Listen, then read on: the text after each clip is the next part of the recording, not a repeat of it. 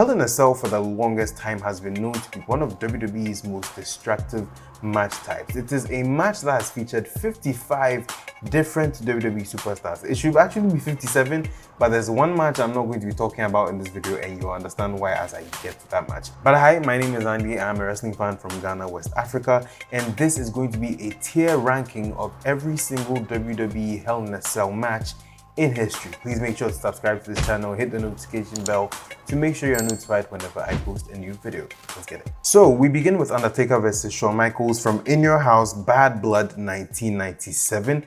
This is a classic Hell in a Cell match, definitely the one you need to start with. And it's also the match in which we see the debut of Kane, Undertaker's brother, who we had been hearing rumors about from Paul Bearer for months at this point of culmination with this feud. But it wouldn't really end the feud between Taker and Shawn Michaels. They would also have another match a few months later at the Royal Rumble for the WWE title. That's the match where Shawn hurts his back. In terms of where I would rank this, and according to my notes, I put it in the S tier, so right over there. Also, this is the match where you see the original falling from the roof spot.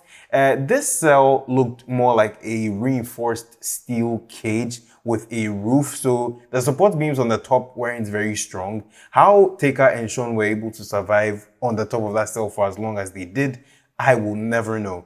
Next, we come to June 15, 1998, and we have the first ever Hell in a Cell tag team match, and it features Undertaker and Stone Cold facing Kane and Mankind. This match is not great. Let's just be honest, okay? This match also overran its time on network TV. You will find it on the WWE network if you are in Africa or other parts of the world that do not have Peacock. But yeah, this match wasn't great. Stone Cold eventually won the match. This match was really like 2 minutes, but most of it happened outside the ring. I don't even think Undertaker got into the ring, which was just insane.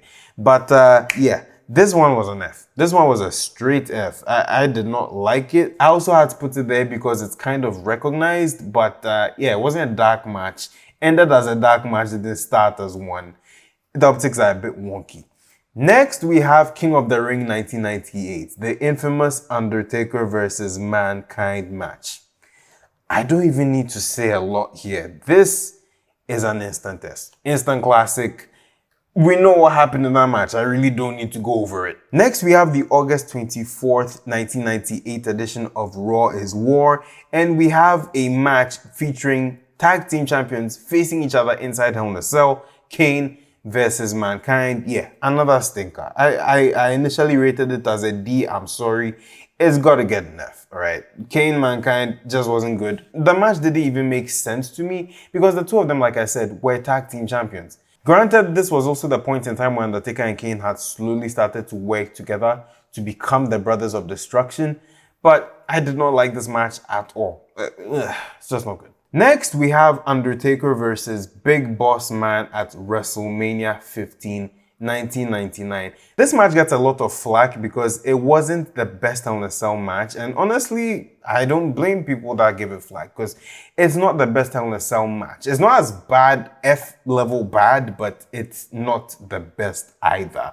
Obviously, this match is infamous for that spot where and to put this very lightly, Boss Man gets suspended. That's as much as I can say. Initially, I graded this as a C, but I am going to give this a D because, yeah, it's definitely not on the tier of Kane, Stone Cold, you know, those matches from the past, but not the best. Up next, we have Triple H defending the WWE Championship inside Hell in a Cell against Cactus Jack. This is the match where Mick Foley retires from in-ring competition. This is also the first time the WWE Championship is defended inside Hell in a Cell. This match is brutal. I also believe this is the match where we saw a reinforced version of the Hell in a Cell with a bit better support at the top.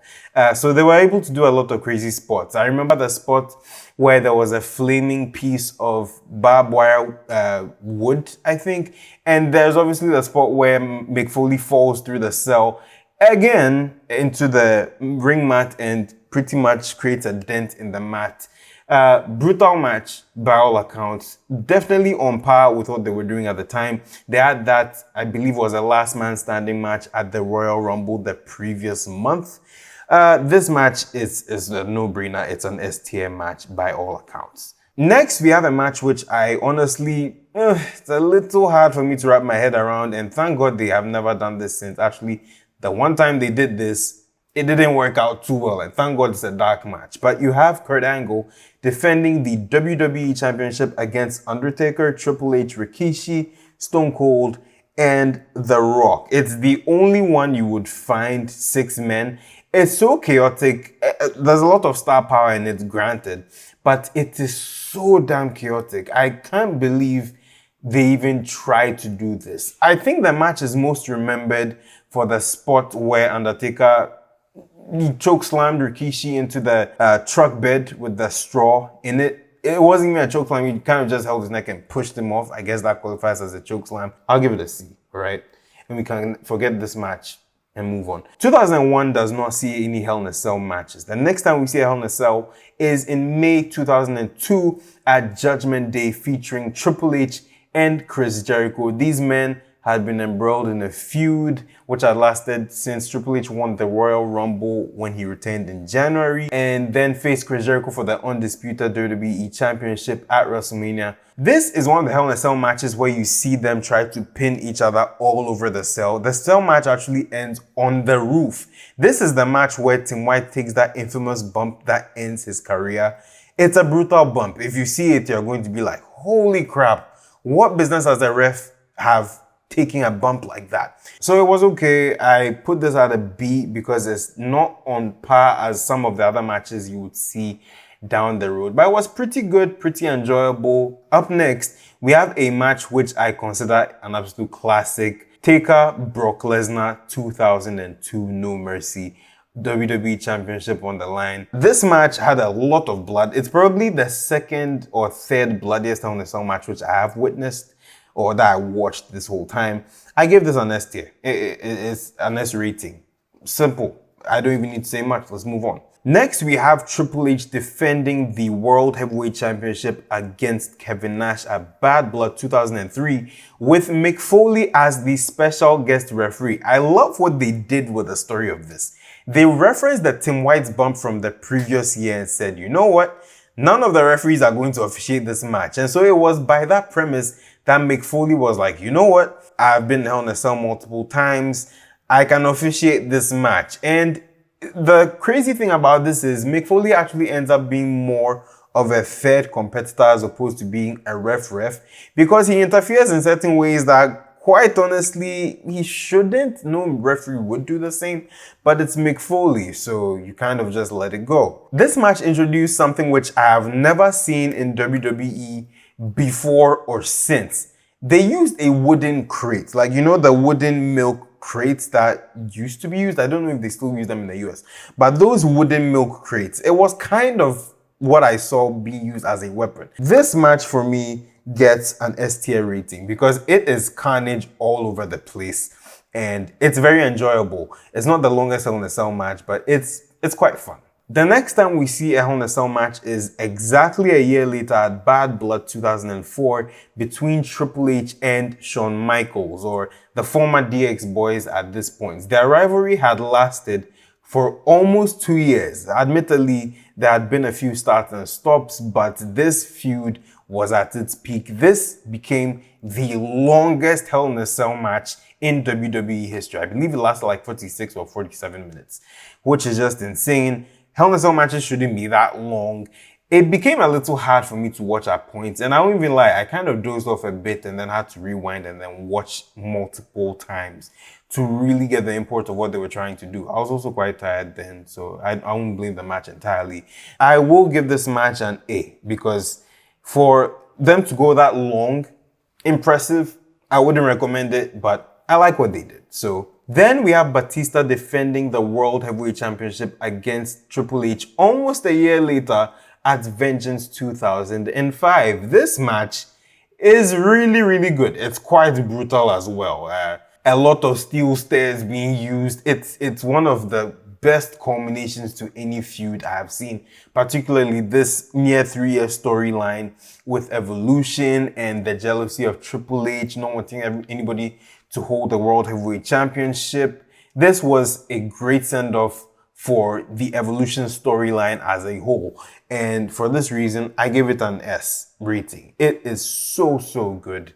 Check that out. It's definitely required watching for me when it comes to Hell in a Cell matches. And it doesn't stop there, because Undertaker versus Randy Orton is another classic. Now, mind you, there's a whole WWE Untold episode on the WWE Network on this match, and it is so good. That whole feud was incredible. They started all the way in, I believe, March, when Undertaker faced Randy Orton at WrestleMania. You know, what led up to that point, Cowboy Bob Orton getting involved, the match at SummerSlam, Undertaker getting set up on fire in the casket after losing the handicap casket match at No Mercy, to being driven through the SmackDown set on Eddie Guerrero's lowrider. This was just a great combination for that feud. Also, it was a match where Undertaker issued a receipt to Randy Orton for a nasty bump which he had been made to take at the hands of Randy. I'm blabbing a lot. Listen, it's a great match, great visuals at the end. I'd be remiss if I didn't mention the fact that Undertaker got pissed at Cowboy Bob Orton because he had Hep C and still bled on him anyway. So that was crazy. But yes, this is another S-tier match. I completely love it. Unforgiven 2006, the reunited DX, Triple H and Shawn Michaels taking on the McMahons, that's Shane McMahon and Mr. McMahon, as well as The Big Show, who was then the ECW World Champion. This match is a lot of chaos happening at once. This is also the match where you see the somewhat updated Hell in a Cell. It has the roof extended to 20 feet from 16 feet, I believe. It is a glorious sight to behold. This match had a kiss my you-know-what spot. I don't want to say the word. I could, but I won't. Vince just had an obsession with that whole thing. Big Show's, rear end was on display for the whole world to see. It's a lot of crazy stuff happening in this match. Ultimately, I'll give this a B because it was fun. It kind of started slow, but it was fun. Also, I would be remiss if I did not mention the ridiculous strength of Shane McMahon. He was picking people up like nothing, doing coast to coast and whatnot. Oh yeah, that was blood, but yeah, B. Pretty solid match. Next, we have a Hell in a Cell match featuring Batista defending the World Heavyweight Championship against Undertaker, Survivor Series 2007. Wow, this match was actually quite good. It was better than I thought it was. I had never really watched it until when I watched it for this video. Very good match. Obviously, I knew that Edge was going to interfere at the end, costing Undertaker the match, allowing Batista to win, which would then lead to them facing at Armageddon, where Edge captured the World Heavyweight Championship after he introduced Kurt Hawkins and Zack Ryder, who were the Edge heads or the Edge lookalikes. But nonetheless, this match, pretty good. Quite a bit of blood in this. This is the last Hell in a Cell match for a while where you see blood. The last Hell in a Cell match of the Ruthless Aggression era, and it's a pretty good one. So because of that, I'm going to give it an A. Then we have the first Hell in a Cell match of the PG era, Undertaker versus Edge, pretty much ending a feud which had started in 2007 after Undertaker had been cashed in with the Money in the Bank contract that Edge had won off of Mr. Kennedy. This match is by far one of the Hell in a Cell matches I've watched multiple times. The commentary is great. You have JR and Taz. You have Edge, who is deranged, just cheated on Vicky. Vicky, in retaliation, is like, okay, you are going to face the man who I suspended or banished from WWE 2.5 months ago just so you could become World Heavyweight Champion. It was pretty much a case of Hell hath no fury than the woman scorned, and Undertaker became the instrument of destruction or punishment for Vicky Guerrero. Nonetheless, this match was incredible. Obviously, you can't forget the part where Undertaker chokeslams Edge through the 2 tables on the outside, hits him with a spear, hits him with the TV camera, hits him with a concerto, and then tombstones him. It is that good. And then he sent him to hell by putting him through the ring mat. Yeah, that was a bit hokey, but that was good. One of my favorite Hell in a Cell matches of all time. Gets an S. Easy. Next, we see Undertaker challenge for the World Heavyweight Championship inside Hell in a Cell against CM Punk. And this is why WWE starts the annual Hell in a Cell pay-per-views, which becomes very detrimental to it in the long run, and you will see it. This match was about 9 minutes long.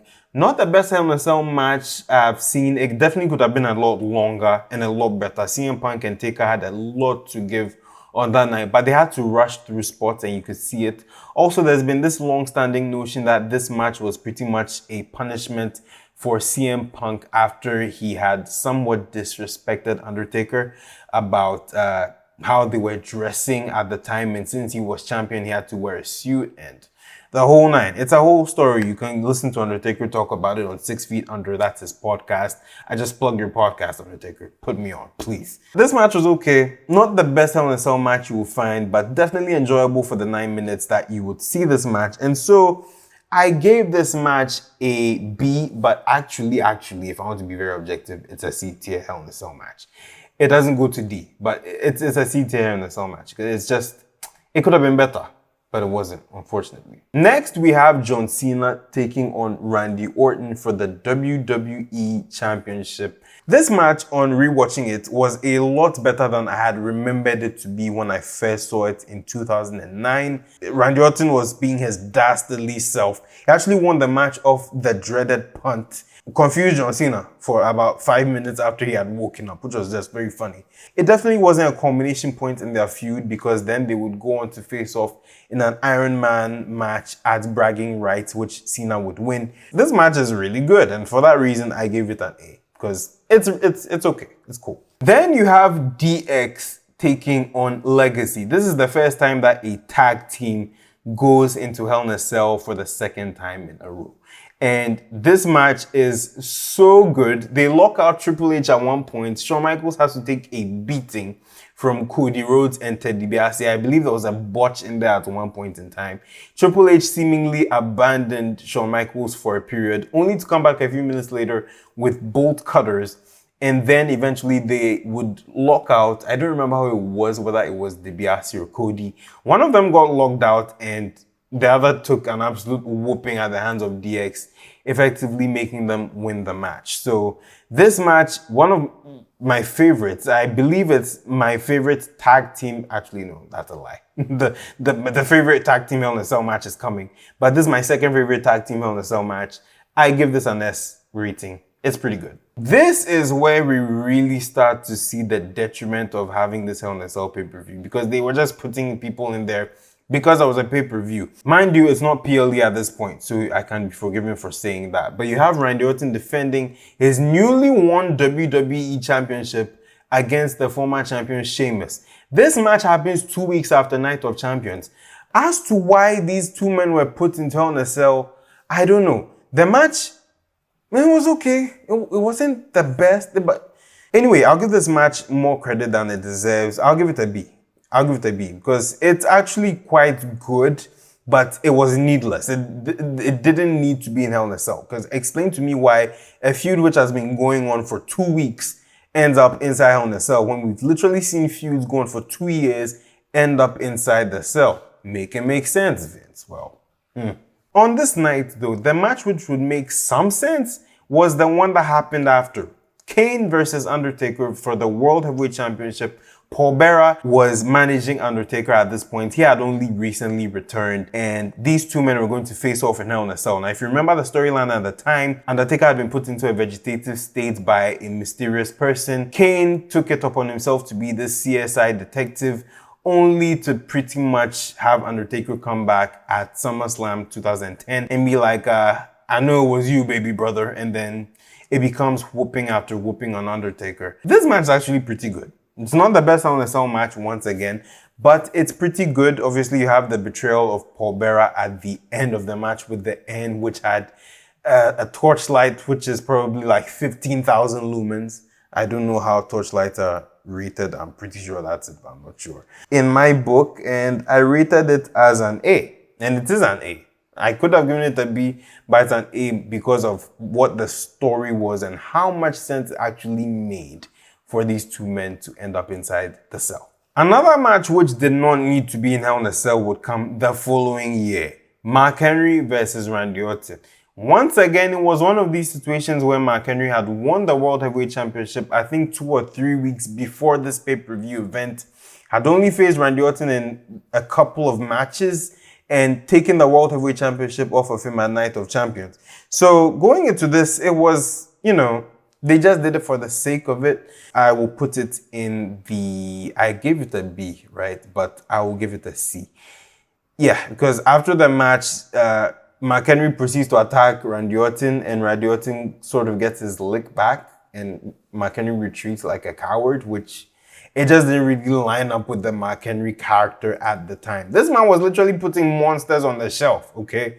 And you let Randy Orton not that Randy Orton's not dangerous, he is, but it just looked a little off. Next, we had the first ever triple threat Hell in a Cell match for the WWE Championship. You had John Cena taking on CM Punk and Alberto Del Rio. It's one of the best Hell in a Cell matches you would find. Now, I said I was going to talk about one match which I have not added to this list. And it is one which happens, I think, 5 or 6 days before this Hell in a Cell match. It's a 5-man Hell in a Cell match between these 3 men, Dolph Ziggler and Jack Swagger. The footage was only just released on the WWE Vault YouTube channel about 3 days ago. And yeah, that match, if I were to rank it, it would get a straight F because it is just not good. It's too many moving parts, and that is why you never see a Hell in a Cell match with more than 4 people. And even if it's 4 people, they have to be tag teams. So because of this, listen, this Hell in a Cell match was actually pretty good. I will put it in the S tier. It's a really good Hell in a Cell match. I'm not even playing. Next, we have what I consider to be by far, at least until last week, what I consider to be the greatest Hell in a Cell match of all time. Triple H, Undertaker, WrestleMania 28, 2012, Shawn Michaels as the special guest referee.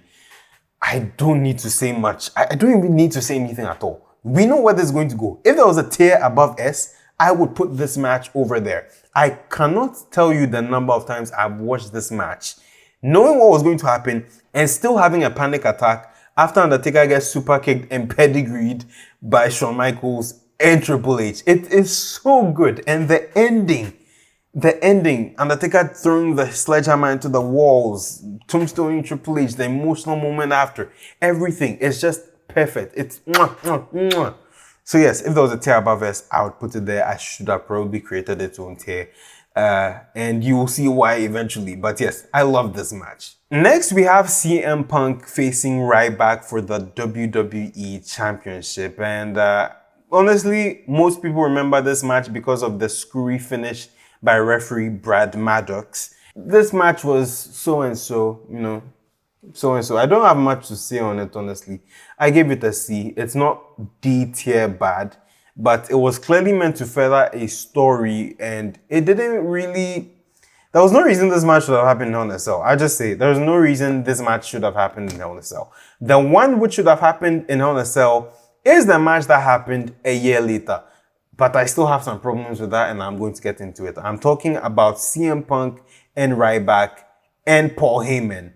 It's a 2-on-1 handicap match. At this point, Paul Heyman turns on CM Punk. Paul Heyman was raised on a scissors lift, so he was practically managing the match from the top. Heck, they could have made the stipulation Paul Heyman is locked in a shark cage and you have CM Punk and Ryback duke it out in Hell in a Cell. Once CM Punk wins the match, then he can get his hands on Paul Heyman. This match is not even a handicap match. I don't classify it as one. It's more of a reiteration of the match from the year before, only with Paul Heyman switching sides. So yeah, on that premise, I give it a B. I thought it was a good Hell in a Cell match. Next, we have Daniel Bryan and Randy Orton facing off for the WWE Championship, which was vacant at the time, with Shawn Michaels as the special guest referee. This happens at the beginning of Daniel Bryan's Yes movement. It doesn't get as much traction here as it does later, but it was still a good reaction nonetheless. This match had quite a bit of chaos in it. You had Shawn Michaels obviously turning on Daniel Bryan in the end, but aside that part, which I remember, everything else in this match was pretty solid. It's actually a very good Hell in a Cell match. And so because of this, I went ahead and I gave this an A. because it's a pretty good Hell in a Cell match, quite honestly. A year later, we would see a number one contenders Hell in a Cell match between John Cena and Randy Orton, where the winner would face an absentee champion Brock Lesnar for the WWE World Heavyweight Championship. Now, this match is also very good, shockingly. It also made me remember that the very first Hell in a Cell match was actually a number one contenders match. I didn't touch on that, but yes, it was a number one contenders match. The winner of that Hell in a Cell match would have faced Bret Hart at Survivor Series. So I do think this match is a very solid Hell in a Cell match. It's very enjoyable. It's not exactly required watching, but it's very good. And so because of this, I went ahead and I gave this an A. I almost gave it an S at one point, but I gave it an A. Next, you have Seth Rollins and Dean Ambrose going at it in Hell in a Cell. There was the personal feud between these two men, obviously. Seth turning on the Shield and actually stomping Dean Ambrose into, I believe, concrete blocks, putting him on the shelf for quite a while, only for Dean to come back. Now, this match is pretty cool.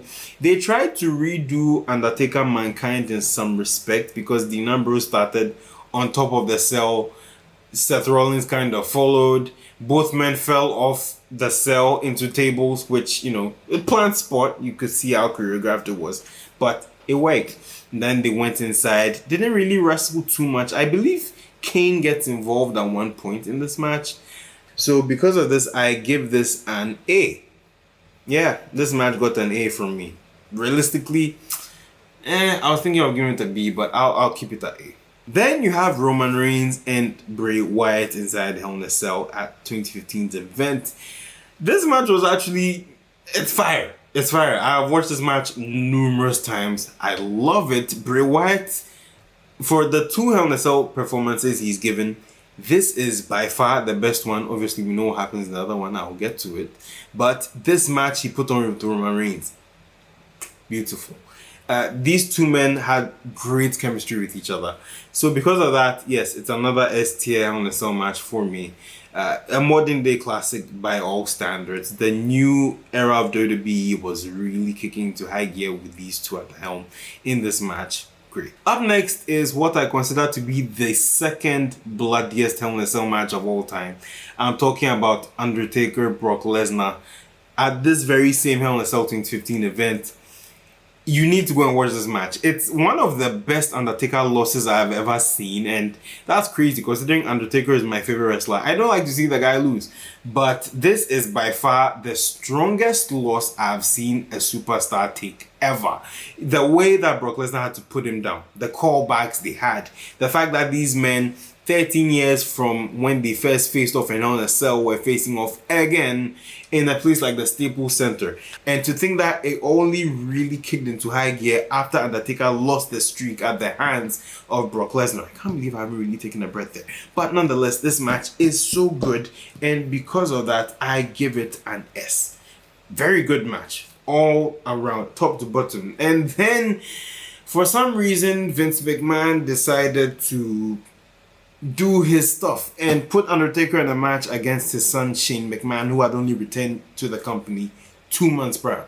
Look, when I was watching this match in 2016, I think the day after it was live, and we never really got WrestleMania live here, but the day after I watched this match, I thought it was a great Hell in a Cell match. Now, I look at this match and I see so many things that are wrong with it. Primarily, you mean to tell me that Undertaker had been in a brutal Hell in a Cell match with Brock Lesnar about 6 months prior, has been in some of the most brutal Hell in a Cell matches in WWE history, and you put him in the match with Shane McMahon, who, mind you, is no slouch, but I'm made to believe that Shane McMahon is on the same level as Undertaker because he can do MMA moves, and Undertaker's lung capacity was being called into question on commentary.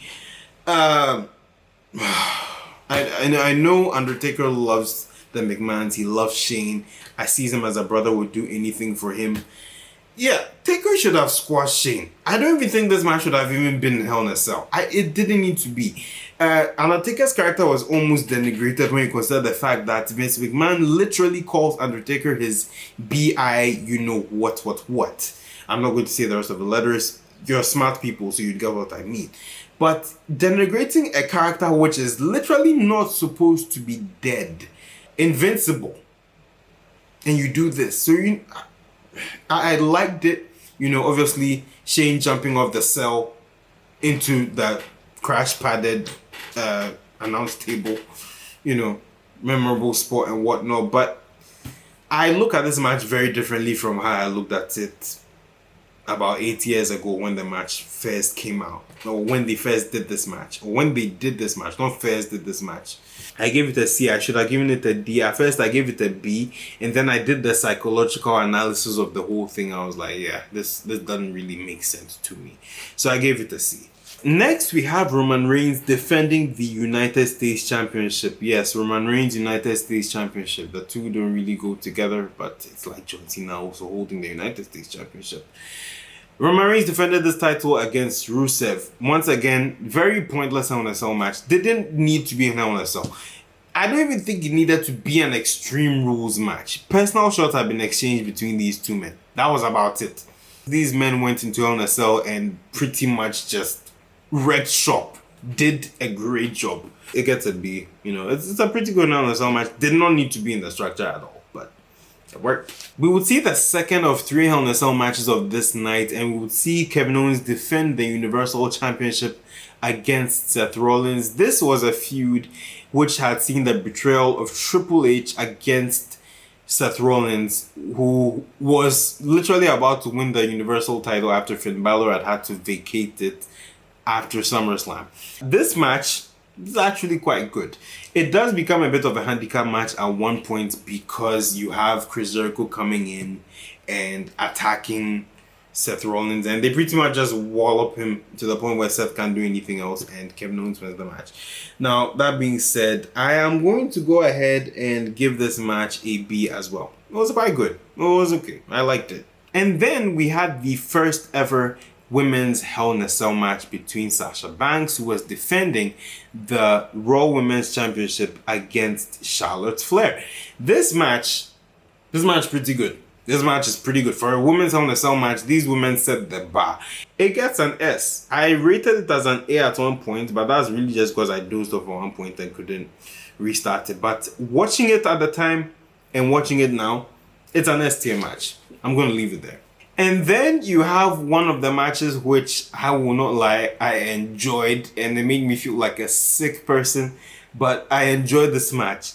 The New Day defending the SmackDown Tag Team Championships against the Usos inside Hell in a Cell. These men had been going back and forth for what seemed like about 4 or 5 months at this point. These men really put the SmackDown Tag Team division on lock. Like, they raised the bar. The Tag Team division, it hadn't ever looked this good to me until this match, and it was so good. I remember the spot where the Usos just walloped Xavier Woods. They had him in handcuffs for, I think, the second half of the match. You had Big E, who put on one hell of a performance. He had that awkward promo at the beginning, but he was making sense. This match is an S tier match, almost on the same level of Undertaker Triple H from a few years before this. But man, I love this match. I love it. I would watch it again and again. Up next, we have a Falls Count Anywhere Hell in a Cell match between Shane McMahon and Kevin Owens. Now, granted, the feud made a lot of sense, but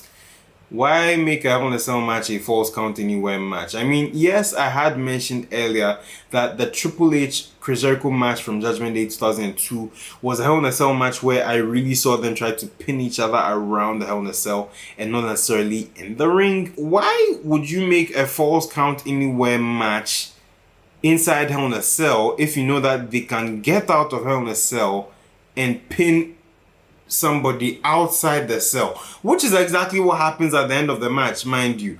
It pretty much made the cell redundant, in my eyes at least, per the standard logic of the Hell in a Cell match. Supposed to keep people in. Mind you, yes, the cell gets broken every now and then, but the match always finishes in the cell, on top of the cell, never outside of the cell.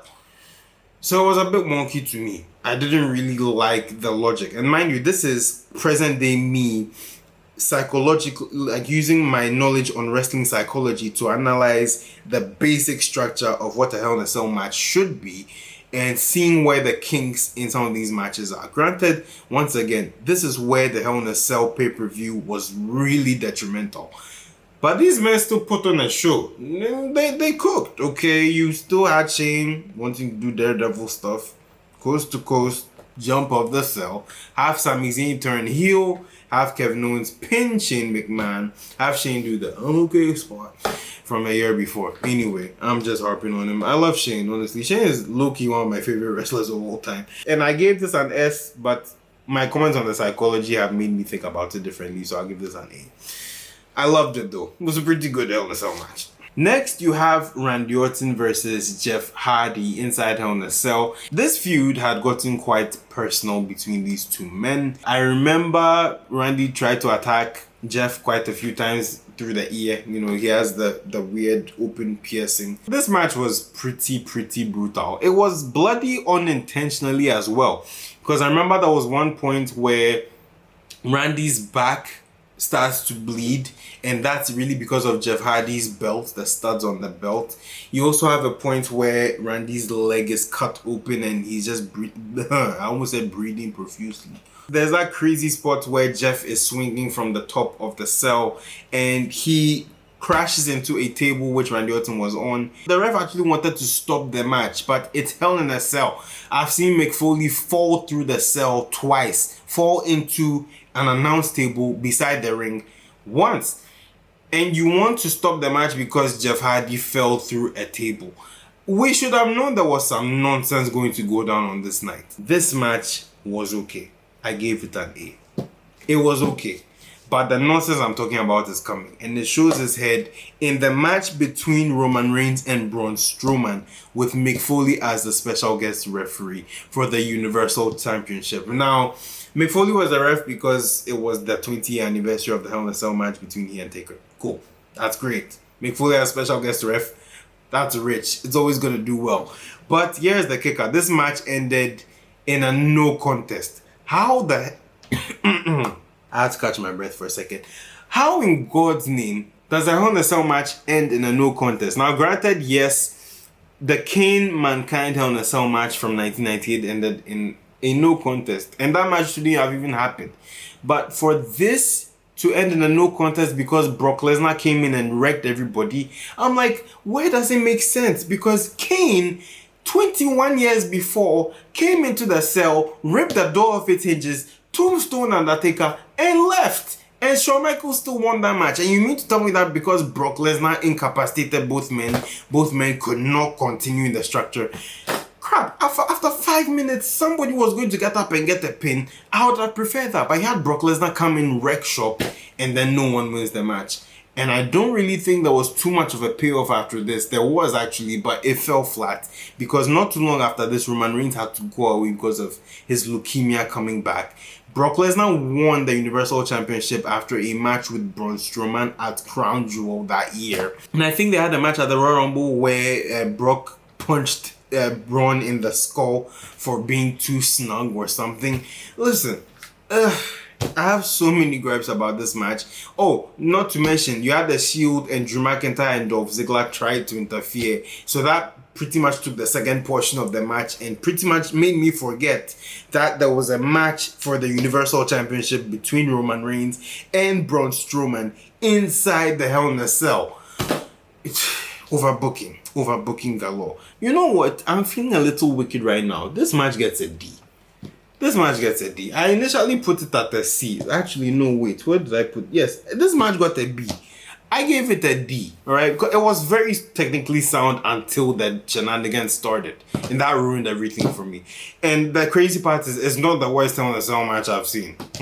Next, you have another classic women's Hell in a Cell match between Becky Lynch and Sasha Banks. Now, if we are being honest, and I don't mean to sound controversial in any way, if we are being honest, in storyline sense, they just put this match in there because we hadn't had a women's Hell in a Cell match in 3 years and they had to do something. Problem was they didn't build the feud as well as I would have liked. So they tried to rely on old things like, oh, 4 horsewomen. Cool. Here's the thing though. both women had never really faced off as part of Four Horsewomen. The one match which I think I remember these two men competing in against each other happened at WrestleMania 32, which was that triple threat match with Charlotte won. Aside that, I don't remember seeing these women on opposite sides of the ring. This match cooked, okay? They didn't need Hell in a Cell, but they cooked, all right? I don't need to say too much. My favorite spot in this match easily is where you have Becky sit Sasha on the chair, which is pretty much dangled with a kendo stick, I think, and then she drop kicks Sasha into the cell wall. Beautiful stuff. I give it an S. It was good. They could have done better with that, building the feud and building the story so that it would have made a bit more sense. Once again, the detriment of having an annual Hell in a Cell pay-per-view. But yeah, it gets worse because everybody's favorite match comes up next. I'm talking Seth Rollins versus The Fiend, Universal Championship inside Hell in a Cell. I think this was like The Fiend's second match as The Fiend, Bray Wyatt's second match as The Fiend. And they did the god-awful red lighting. It was in the red cell, which was painted the year before. I didn't touch that. You had Seth go on a stomp galore. Then you had him hit The Fiend with a toolbox and a sledgehammer, which got Seth disqualified. Further made Seth a heel, had the Sacramento fans booing him. Did not make any logical sense to me, because why are you booing Seth? Seth could have won the match there and it was fine, but I also get that you had to build the Fiend up. There was no reason to put the Fiend in this match. You could have found another contender for Seth. Hell, do what you do now.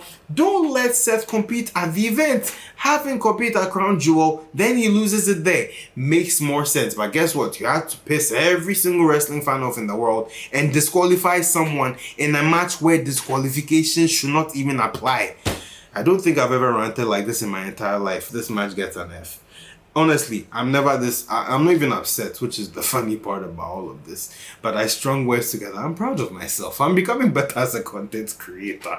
Anyway, we move on to one of the best Hell in a Cell matches you will ever find. And I quit Hell in a Cell match between Roman Reigns and his cousin, Jey Uso. This is the new version of Roman Reigns, the tribal chief. The one that always cooks. Not the OTC yet, but kind of like the OTC. Actually, damn it, the OTC. Anyway, this match is cinema. It's beautiful. You had these two men face off at Clash of Champions the month before. You had Jay say, "I hate you, Roman." And then you have them in this match where the only way to win was to say, "I quit." And if Jey Uso lost, he would have become an indebted servant along with his family to Roman and all. It's a crazy match. I love it. I'm not even going to speak much. Go watch this match. It's an S tier match. Without question. Chef's kiss beautiful. And then they made sense with this next match. The women's Hell in a Cell match between Sasha Banks and Bayley for the SmackDown Women's Championship. This match was cool.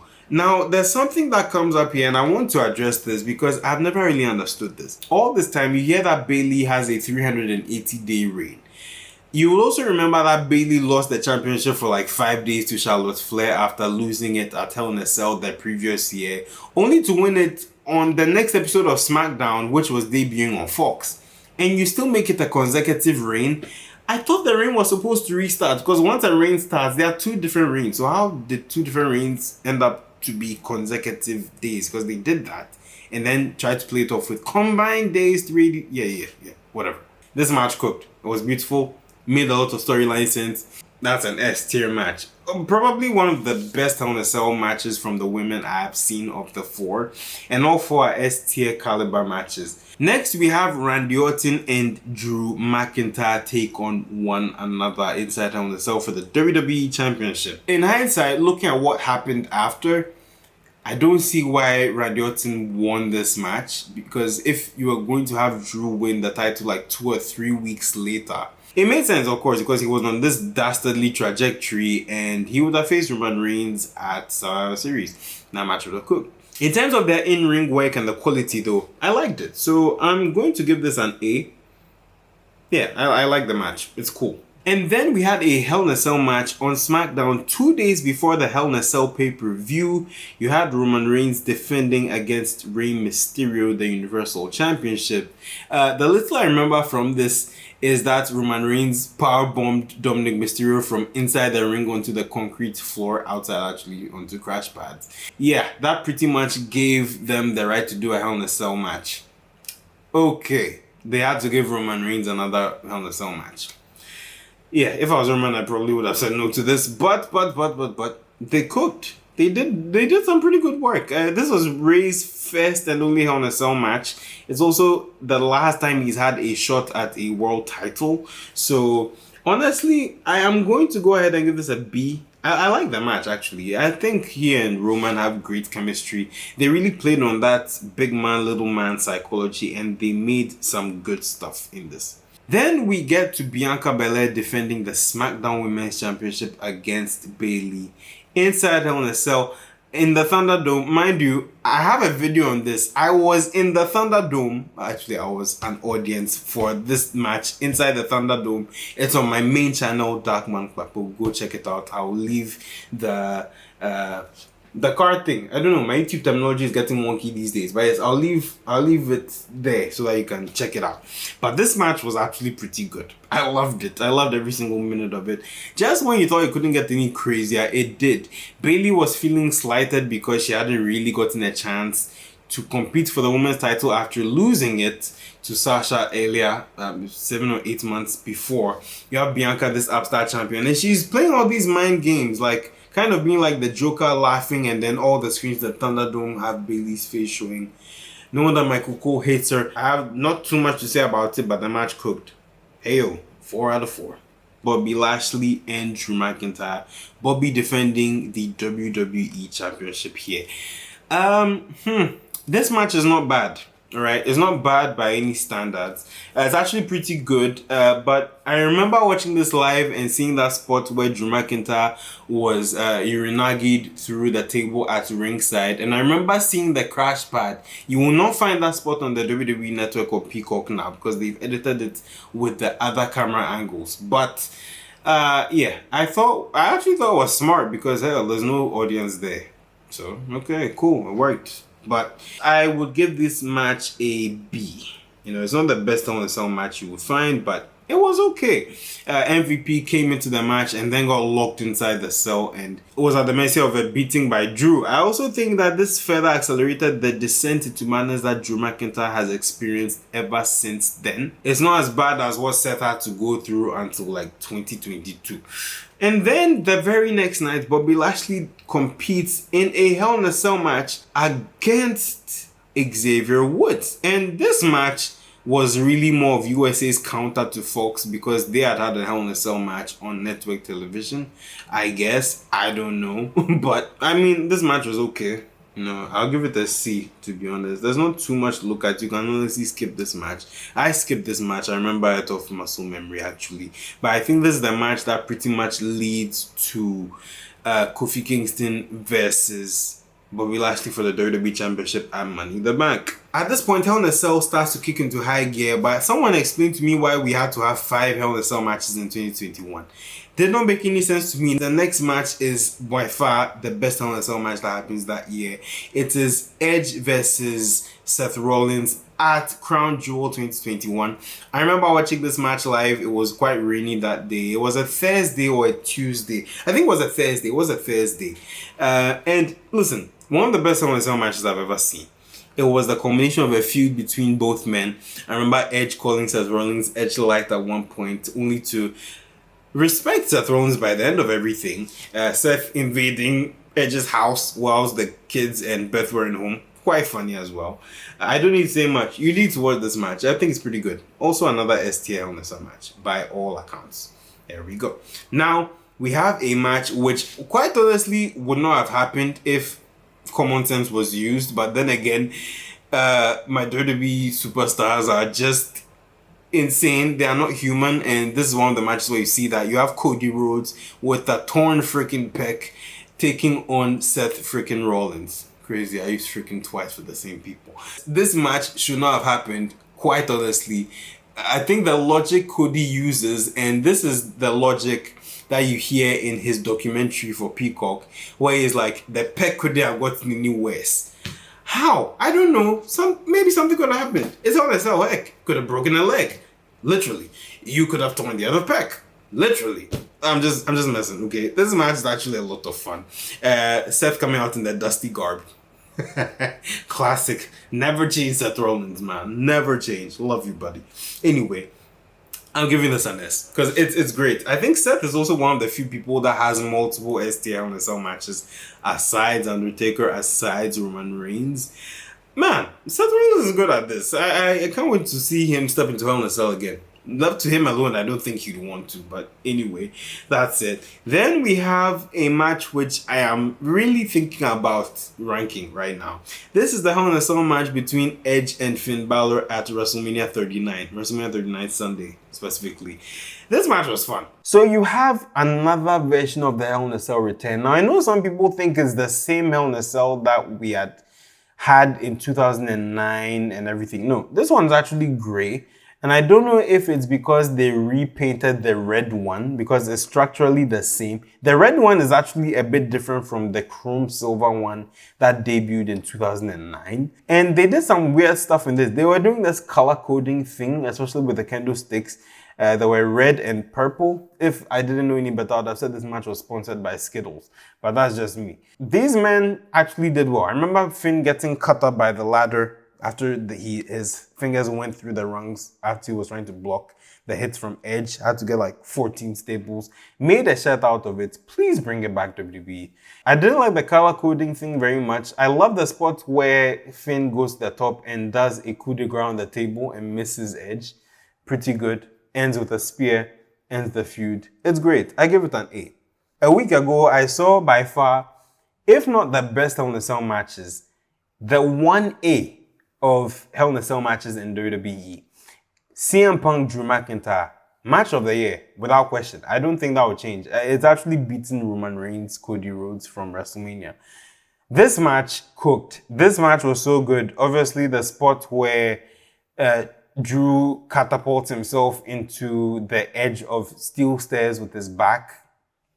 For the love of the game, man. I don't know Drew. I hope he doesn't have back issues down the road. It would be on the level of Undertaker versus Triple H. If there was a tier above S, it would be on there.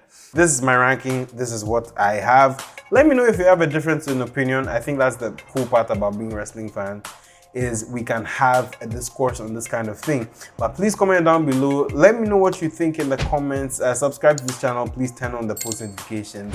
And I hope to make more ranking videos like this. Let me know if you want me to rank anything else. I'll be happily obliged to do so. My name is Andy. I'll catch you in the next video. Thank you so much for watching. I'm signing off.